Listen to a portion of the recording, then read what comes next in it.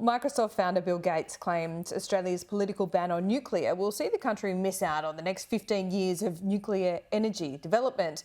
The philanthropist is throwing his support behind gas too, as a stepping stone as the world shifts towards green energy. Speaking at the Lowy Institute, the billionaire said gas and nuclear are still viable while trying to mitigate the effects of global warming.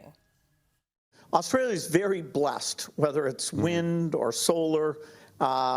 It's quite phenomenal. And your land area per person, compared to, say, Singapore is pretty good.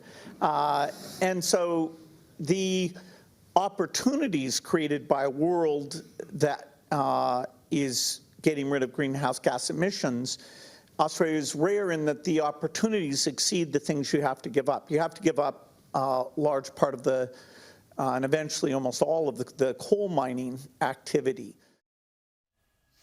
Joining me now is nuclear expert Adi Paterson. Adi, thanks so much for your time. Bill Gates also made the point in this hour-long speech at the Lowy Institute, there was a bit of Q&A there as well, that he hasn't invested billions of dollars in nuclear because he thinks it's going to fail. But essentially, this is a bit of a warning that we need to hedge our bets. Is that right?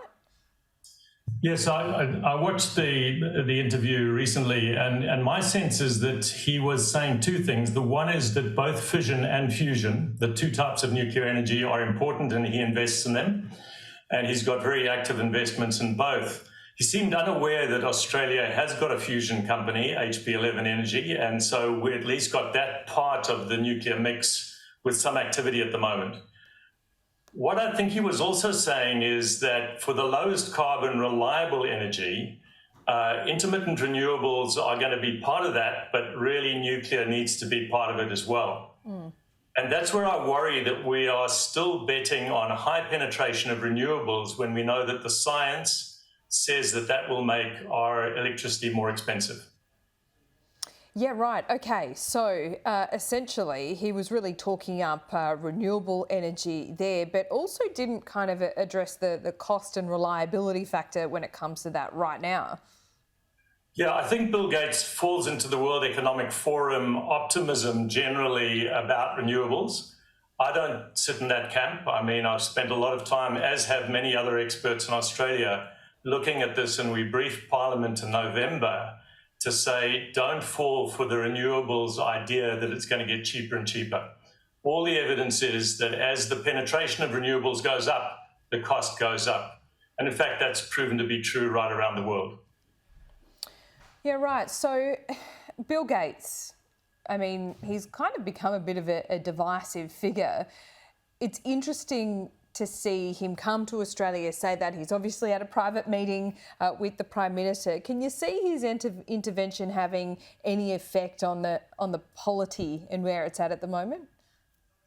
I think that the value of having Bill Gates, and I've got a great respect for his very broad scope that he covers, is he raises the right issues. Fission and fusion are part of the future mix. The question is how and when. And I think that's where, in a very polite way, he wasn't asking Australia to place the bets that he's placing, very large amounts of money in the United States, in both fission and fusion. However, I think the subtext was you have to take nuclear seriously and it's banned in your country. Indeed. So let me ask you, Adi, is the United States, or what are the circumstances in the United States that makes, well, the politicians there think nuclear is more viable? The argument here is always that it would be too expensive, it would take too long. Is that true? I think it's not true if you have the policy environment set correctly. I mean, essentially, since Jimmy Carter, the US has been anti-nuclear, and yet nuclear keeps reappearing to save them from absolute despair in terms of their costs. We know that Texas has had problems. We know that California has had problems.